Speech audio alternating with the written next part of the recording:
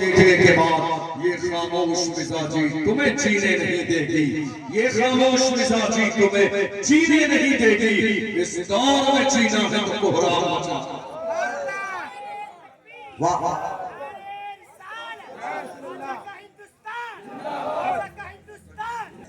ابھی ذیشان شعبان برکاتی صاحب اشعار پڑھ رہے تھے اور ملک کے حوالے سے کہ کسی کی اتنی اوقات نہیں جو ہمیں یہاں سے بھگا دے۔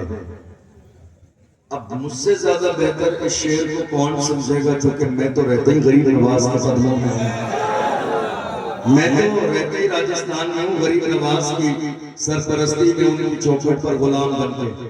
یاد رکھیے گا میرے ذہن میں تھا کہ میں کچھ اور بیان کروں، لیکن انہوں نے اس جملے سے جو انقلابی مزاج دیا ہے، آج حالت ایسی ہے ملک کے اندر، ہندوستان کی سرزمین پر بہت سارے لوگ کھلی آنکھوں سے یہ خواب دیکھ رہے ہیں کہ ہندوستان کی سرزمین پر جو یہ قوم مسلم کرائے دار کی حیثیت سے ہے، تھوڑے سے زمانے کے بعد یہ کرائے دار اس ملک کو چھوڑ کے چلے جائیں گے اور ملک میں سکون اور شانتی ہو جائے گی۔ میں کہتا ہوں نادان لوگوں تمہیں اس بات کا اندازہ نہیں، اگر اس ملک میں سکون ہے تو یہ ہماری وجہ سے ہے، اگر چین ہے تو ہماری وجہ سے ہے، امن ہے تو ہماری وجہ سے ہے، اگر اس ملک میں آپ عزت کی زندگی گزار رہے ہیں تو ہماری وجہ سے ہے، بستر پر چین کی نیند آتی ہے تو یہ کسی اور کی دین نہیں، ہماری دین ہے، اس لیے کہ ہمارے نبی نے ہمیں امن کا مجاز دیا ہے، ہمارے نبی نے محبت کا مجاز دیا ہے، ہمارے نبی نے انسانیت کے سبق پڑھایا ہے، پیغمبر اعظم نے ہمیں یہ بتایا ہے اسلام میں پڑوسی کا حق کیا ہے، بھائی کا حق کیا ہے، مسلمان کا حق کیا ہے، غیر مسلم کا حق کیا ہے، یہ کسی اور نے درس نہ دیا، محمد عربی نے سبق پڑھایا ہے۔ میرے آقا نے ہمیں جو پیغام دیا ہے ہم آج تک اس پیغام پر قائم ہیں، ورنہ ہم نے اپنی قوم کے جوانوں کو کچھ کتے جو آج کے زمانے میں رسول اللہ کی عظمت پر بھونک رہے ہیں، کچھ کتے آج کے زمانے میں میرے رسول کی عظمت پر بھونک رہے ہیں، وہ یہ سوچ رہے ہیں پیغمبر کا ذکر ختم ہو جائے گا۔ ارے بریلی کے ماننے والے ہیں، جس بریلی نے ایک زمانے پہلے یہ نعرہ دے دیا تھا رہے گا یہی ان کا چرچا رہے گا، رہے گا یہی ان کا چرچا رہے گا، بڑے خان ہو جائیں جل جانے والے، حشر تک ڈالیں گے ہم پیدائش مولا کی دھوپ، مثل فارس نجد کے قلعے گراتے جائیں گے، خاک ہو جائیں تو جل کر مگر ہم تو رضا، دم میں جب تک دم ہے ذکر کو صحابہ جائیں۔ یہ جو مزاج آج کے زمانے میں ہے، یہ جو مزاج موجودہ دور میں ہے، ہندوستان کی سرزمین سے مسلمان چلے جائیں گے، ہماری قوم کے کچھ لوگ آج کر کیا رہے ہیں، ہمارے ہی درمیان خوف پھیلانے کا کام کر رہے ہیں۔ کل تک جو کام غیروں نے کیا، آج وہ کام کون کر رہا ہے؟ ہمارے اپنے لوگ۔ اور کون لوگ؟ موجودہ دور میں یہ قوم مسلم جو ذلت کی زندگی گزار رہی ہے، اس کی دین کون ہے معلوم ہے؟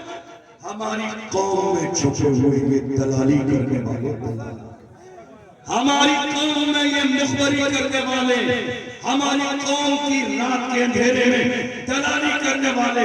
حالت یہ ہے رات کے اندھیرے میں جلسہ بیچ دیا، رات کے اندھیرے میں جلوس بیچ دیا، رات کے اندھیرے میں چاکا توڑ وٹے کر لیے، کام انہی کا ہے، جوانوں کی لسٹ بنانا انہی کا کام ہے، آگے بھیج دینا ان کا کام ہے، جوانوں کو گرفتار کرانا ان کا کام ہے، پیسے دے کر آدھے اپنی جیب میں رکھنا، آدھے آگے بڑھا دینا ان کا کام ہے، جو قوموں کی دلالی کر رہے ہیں اور یہ سوچ رہے ہیں جب مارا جائے گا تو میرے لیے ریڈ کلر کا کارپیٹ بچھایا جائے گا۔ ڈاکٹر راحت اندوری نے کہا تھا لگے گے یار تو آئیں گے گھر کا عزت ہے، یہاں پہ صرف ہمارا مکان تھوڑی ہے، جو آج صاحب مسند ہے کل نہیں ہوں گے، کرائے دار ہے ذاتی مکان تھوڑی ہے، اور سبھی کا خون ہے شامل یہاں کی مٹی میں، کسی کے باپ کا ہندوستان تھوڑی ہے۔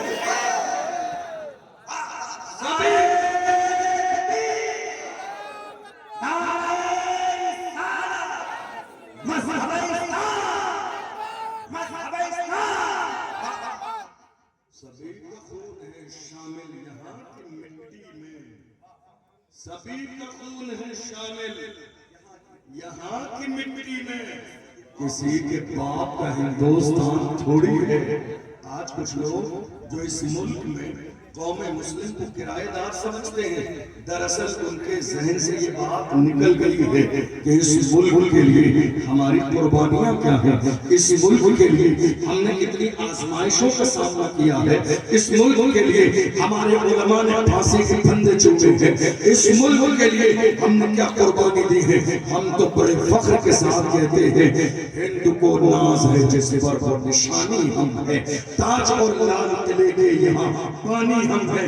نہ گھبراؤ مسلمانوں، خدا کی شان باقی ہے، ابھی اسلام زندہ ہے، ابھی قرآن باقی ہے. یہ دشمن کیا سمجھتے ہیں جو اپنے دل میں ہنستے ہیں، ابھی تو کربلا کا آخری میدان باقی ہے. مسلمان کرایہ دار نہیں ہے ہندوستان میں. جن کے ذہن میں غلط فہمی ہے یہ مناسب وقت ہے نکال دیں. کیا بات ہے؟ چونکہ آپ کو اندازہ نہیں ہمارے وجود کی حیثیت کتنی ہے. میں جملہ دے رہا ہوں، غور کیجئے گا. ہمارا یہ جو وجود ہے نا، ہمارے وجود کی حیثیت کتنی ہے. صرف ہندوستان نہیں، ہمارے وجود کی حیثیت اتنی ہے کہ ہم ہیں تو دنیا ہے. ہم ہیں، ہم کلمہ پڑھنے والے ہیں تو یہ دنیا ہے. جس دن ہم نہیں ہوں گے یہ دنیا نہیں ہوگی، اسی دن قیامت آ جائے گی. ہماری تاریخ نہیں ہے باطل سے دبنے والے، اے آسمان نہیں ہم 100 بار کر چکا ہے. تو انتہا ہمارا مغرب کی وادیوں سے، دوجی ازاں ہماری رکنا نہ تھا کسی سے. سیلِ روا ہمارا آیات رود گنگا، وہ دن ہے یاد تجھ کو اترا تیرے کنارے. جب کا روا ہمارا کچھ بات تو ہے کہ ہستی مٹتی نہیں ہماری. کچھ بات تو ہے، کچھ بات تو ہے، ارے ہم میں کچھ بات تو ہے، کچھ بات تو ہے کہ ہستی مٹتی نہیں ہماری. صدیوں رہا ہے دشمن دورے زمان ہمارا. میں اپنی قوم سے کہتا ہوں، اے میری قوم میں غیرت مند جوانوں، عزت دینے والی میرے رب کی ذات ہے. گھبراؤ نہیں، موت آ جائے گی. زمانے کے اندر اعلان کرو، زندہ رہنا ہے تو پھر موت سے ڈرنا کیسا، زندہ رہنا ہے تو پھر موت سے ڈرنا کیسا. جنگ لازم ہو تو لشکر نہیں دیکھے جاتے.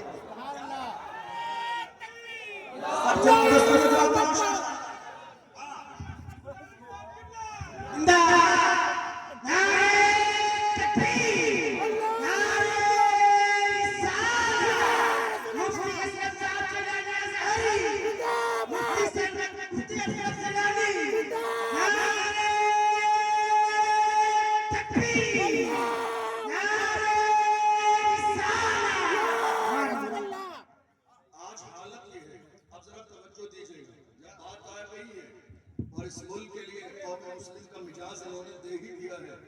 تو سنیے، آج حالت یہ ہے، ابھی تھوڑے سے زمانے پہلے رمضان کے مہینے میں وقت دل کا مسئلہ آیا. توجہ ہے آپ کی؟ ہاتھ اٹھا کے بتائیے، توجہ ہے آپ کی؟ رمضان میں وقت دل کا مسئلہ آیا. جب وقت دل کا مسئلہ آیا تو دہلی کی سرزمین پر جنتر منتر ہمارے کچھ لوگ کے ملک کے قانون کے دائرے میں رہتے ہوئے، جملہ نوٹ کیجئے گا کیا کہہ رہا ہوں، چونکہ ہم سے زیادہ قانون پر عمل کرنے والا کوئی ہے نہیں. ملک ہندوستان کے قانون کی جتنی عزت مسلمان کرتے ہیں شاید لوگ اتنا نہیں مانتے.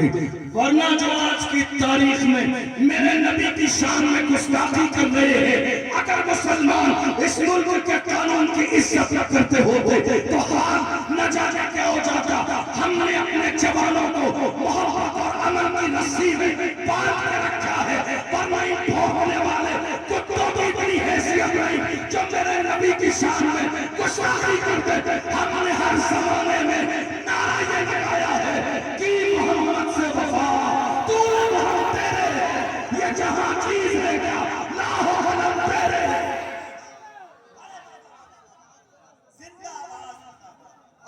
میرے رسول کی شان میں گستاخی کرنے والوں کی اتنی اوقات نہیں جو یہ رسول اللہ کی شان میں گستاخی کر کے ملک کونے کونے میں دندناتے پھرتے گھومتے رہتے. یہ تو مسلمان اس ملک کے قانون کو مانتے ہیں. اتنا بڑا حادثہ ہو جانے کے بعد بھی مسلمان احتجاج کرتے ہوئے حکومت وقت تک آواز پہنچانا چاہتے ہیں تاکہ ہمیں انصاف ملک کے قانون کے دائرے میں ملے. مسلمان کبھی اس ملک کے قانون کو اپنے ہاتھ میں نہیں لیتا ہے، چونکہ قانون جب اپنے ہاتھ میں لیا جاتا ہے تو فساد ہو جاتا ہے، ملک کے حالات خراب ہو جاتے ہیں. اور مسلمان آپ جانتے ہو ایسا کیوں نہیں کرتے؟ اس لیے کہ کون بے وقوف ہے جو اپنی چیز پر بات کرتا ہے؟ یہ ملک ہمارا ہے. یہ ملک ذرا زور سے بولیے، یہ ملک میرا یہ رومال ہے. اب میرا یہ رومال ہے تو میں اسے کینچی لے کے کاٹوں گا نہیں. کیوں نہیں کاٹوں گا؟ میں نے اسے پیسے دے کے خریدا ہے. کون بے وقوف انسان ہے جو اپنی چیز کو ضائع کرتا ہو؟ کون بے وقوف انسان ہے جو اپنی چیز کو برباد کرتا ہو؟ ارے ہم جس ملک میں رہتے ہیں یہ ملک کسی کے باپ کی جاگیر نہیں ہے. جب ملک انگریزوں کے غلامی میں سسک رہا تھا، بڑے بڑے سورما موجود تھے، ہمت اور جرأت نہیں تھی انگریزوں کے سامنے ایک جملہ بولتے. ایسے زمانے میں ہمارا ایک عالم کھڑا ہوا اور انگریزوں کے خلاف جہاد کا فتویٰ دیا. دنیا اسی عالم کو علامہ فضل حق خیر آبادی کے یہ دین کسی اور کی نہیں.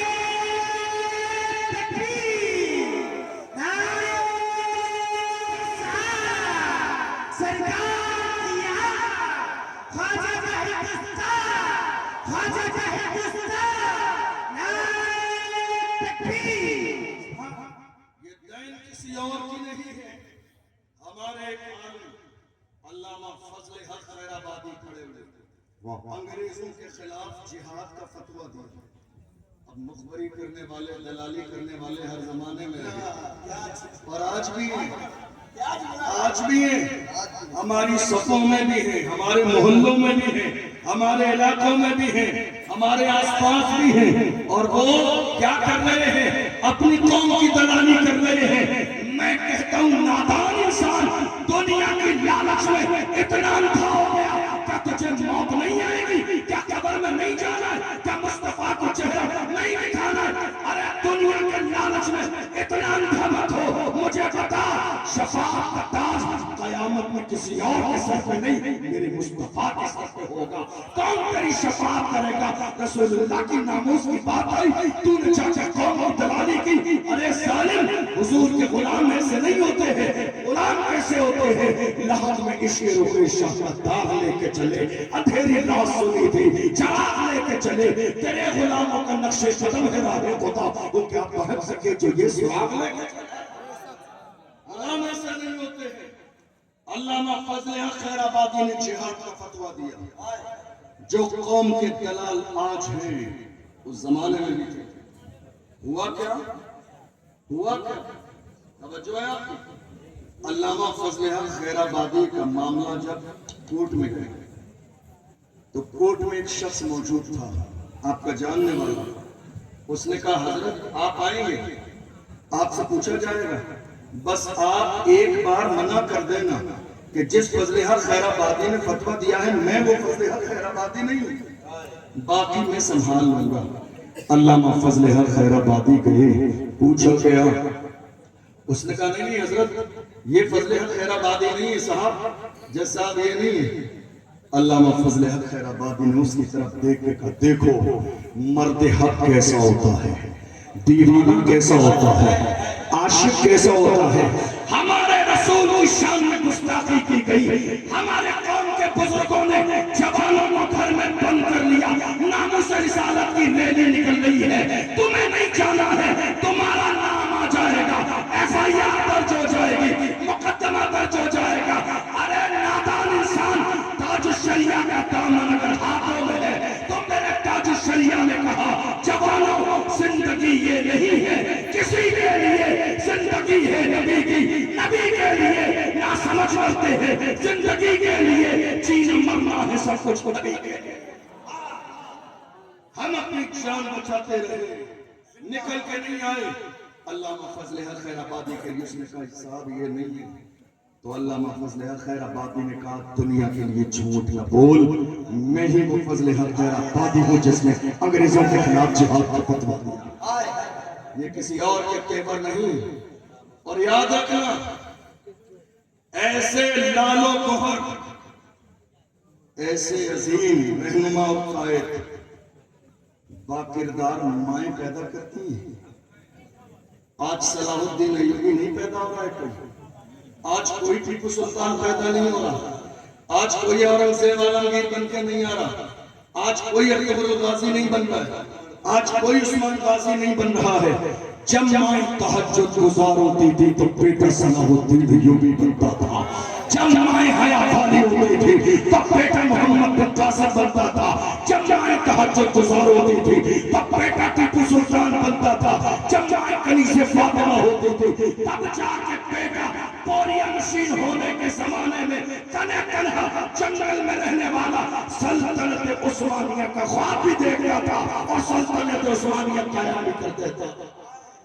جب مائیں حیا والی اور کردار والی ہوتی تھی، آج حالت یہ ہے ہماری ماں کا وہ لیبل نہ رہا، ہماری مائیں آج نمازوں کی طرف توجہ نہیں، دین کی طرف توجہ نہیں، اسلام کی طرف توجہ نہیں، حیا کا کوئی مسئلہ نہیں، پردے کا کوئی مسئلہ نہیں، شوہر کی اجازت کا کوئی مسئلہ نہیں۔ جب سے یہ مسائل ہمارے گھروں میں پیدا ہو گئے ہیں، ہمارے ہاں کوئی صلاح الدین ایوبی پیدا نہیں ہو رہا ہے۔ کاش کہ آج اگر صلاح الدین ایوبی پیدا ہو جاتا تو یہ جو لوگ ظالم مسجد اقصیٰ پر جو حکومت کر رہے ہیں ان کی اتنی اوقات نہیں تھی جو مسجد اقصیٰ پر حکومت کر لیتے۔ جس زمانے میں یہودیوں نے قبضہ کیا تھا، صلاح الدین ایوبی نے مسجد اقصیٰ کے سامنے آ کے لشکر کو کھڑا کر دیا۔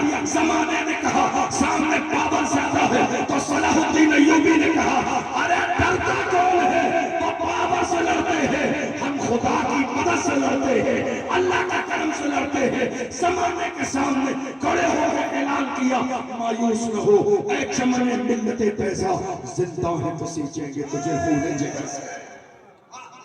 علامہ فضل حق خیر آبادی نے کہا میں ہی ہوں، گرفتار کیا گیا، جزیرہ انڈمان میں قبار لے جایا گیا کالے پانی کے لیے سزا دینے کے لیے، چلے گئے۔ اب ہوا یہ ایک انگریز آفیسر آیا، اس نے آ کے کہا مولانا اب بھی وقت ہے، انگریزوں کے خلاف جو تم نے فتویٰ دیا ہے وہ فتویٰ واپس لے لو، ہم تمہیں حکومت میں کوئی عہدہ دے دیں گے، تمہیں کوئی مقام اور مرتبہ مل جائے گا۔ آج کے زمانے میں بھی ایسے ہی ہو رہا ہے، لوگ ذرا سا بولنا شروع کرتے ہیں، ایک چھوٹا سا لوکل عہدہ ان کے منہ پہ مار دیا جاتا ہے، بولتی ہوئی زبان رک جاتی ہے، بولتا ہوا ضمیر رک جاتا ہے، زندہ ضمیر مردہ ہو جاتے ہیں صرف ایک چھوٹے سے عہدے کی بنیاد پر۔ مگر محمد عربی کے غلام کہتے تھے، لوگوں نے کہا تھا نا فاروق اعظم کے دور میں جب الگ الگ علاقے فتح ہوئے، کسی نے کہا تھا جب مدینے لائے گئے، کہا یہ تو بتاؤ اسلامی حکمران رہتا کہاں ہے؟ فاروق اعظم کا دور ہے، مسلمان تلاش کر رہے ہیں، فاروق اعظم کہاں ملیں گے؟ لوگوں نے کہا تمہارا کوئی محل نہیں ہے بادشاہ کا، امیر المومنین کے بیٹھنے کی کوئی جگہ نہیں ہے جہاں سے وہ حکومت کرتے ہو، کوئی کرسی نہیں ہے۔ تو مسلمانوں نے کہا تھا ہماری حکومت کا انداز یہ ہے، ہم جہاں بیٹھ جاتے ہیں حکومتیں وہیں سے چلتی ہیں، ہم جہاں بیٹھ جاتے ہیں نظام وہیں سے چلتا ہے، ہم جہاں بیٹھ جاتے ہیں سسٹم وہیں سے چلتا ہے۔ یہ کسی اور کا انداز نہیں، محمد عربی کے غلاموں کا انداز ہے۔ سامنے آفر پیش کیا گیا، کہا مولانا ایسا ایسا کر لو فائدہ ہو جائے گا۔ علامہ فضل حق خیر آبادی نے اس انگریز آفیسر کے چہرے پہ تھوک دیا اور کہا تھا ظالم ہم محمد عربی کے غلام ہیں، ہمیں خریدا نہیں جا سکتا ہے، ہمیں خریدا نہیں جا سکتا ہے، ہمارے ساتھ خرید و فروخت کا معاملہ نہیں ہو سکتا ہے، ہم محمد عربی کے غلام ہیں، ہمارے قلم سے جو فتویٰ نکل جاتا ہے حکومتیں بدل جاتی ہیں، فتوے نہیں بدلتے۔ دنیا نے دیکھا، دنیا نے دیکھا تھوڑے سے زمانے کے بعد اس ملک میں نہ انگریز رہے، نہ ان کا مشن رہا، نہ ان کی بات رہی، نہ فکر رہی۔ زمانے نے دیکھا ملک کے کونے کونے پر اسلامی لشکر نے، محمد عربی کے غلاموں نے باضابطہ ملک کے کونے کونے پر ترنگے کو لہرا کے بتا دیا، اے لوگو، ہم جب تک اس بھارت میں زندہ ہیں نہ ترنگے کی شان پر کبھی آنچ آئے گی، نہ ترنگا کبھی میلا ہوگا، نہ ترنگا کبھی گرے گا۔ ارے لوگ تو آج بات کر رہے ہیں اس ملک کے لیے جان دینے کی، مگر ہم دیکھ رہے ہیں ترنگے کو لے کے کبھی ناک بھی پوچھ لیتے ہیں، کبھی پسینہ بھی صاف کر لیتے ہیں اور بات کرتے ہیں اس ترنگے کے لیے۔ ارے یہ ہم ہیں، اگر اس ملک کے لیے مرتے ہیں، ترنگا پیروں میں نہیں، ترنگا ہمارے سینے پہ ہوتا ہے، ترنگا ہماری چھاتی پہ ہوتا ہے۔ ہم اس ملک میں زندہ رہتے ہیں تو زمین پر رہتے ہیں، مر جاتے ہیں تو زمین میں رہتے ہیں۔ نعرہ تکبیر! چٹھی لوگ بیٹھے ہیں، سب کی آواز آئے اور ہاتھ اٹھا کے جواب دیں آپ لوگ کے ساتھ، جناب ہندوستان مسلمان بول رہا ہے، نعرہ رسالت! خواجہ ہندوستان، ہندوستان کا سنی مسلمان حضرت علامہ مولانا مفتی اشرف صاحب قبلہ جیلانی، نعرہ تکبیر! علامہ فضل حق خیر آبادی کے ساتھ، میری بات سمجھ آ رہی ہے؟ سمجھ آ رہی ہے؟ علامہ فضل حق خیر آبادی کے ساتھ مہم کبھی بھی تنہا شروع نہیں کی جا سکتی۔ اس مہم کے اندر بہت سارے لوگ ہوتے ہیں، لیکن یہی رک کے ایک بات اور سمجھتے جائیے کہ اصلاحی پہلو، ہمارے یہاں آج کوئی کام امت کے لیے، ملت کے لیے، قوم کے لیے بڑا اس لیے نہیں ہو پا رہا ہے چونکہ ہمارے یہاں کوئی کسی کو بڑا ماننے کے لیے تیار نہیں۔ ہمارے یہاں کوئی کسی کو بڑا ماننے کے لیے تیار نہیں۔ غور کیجئے، یاد رکھیے گا، ہر صلاحیت، ہر کوالٹی ہر انسان کے اندر نہیں ہوتی ہے۔ مجھے اللہ نے تقریر کرنے کا فن دیا ہے۔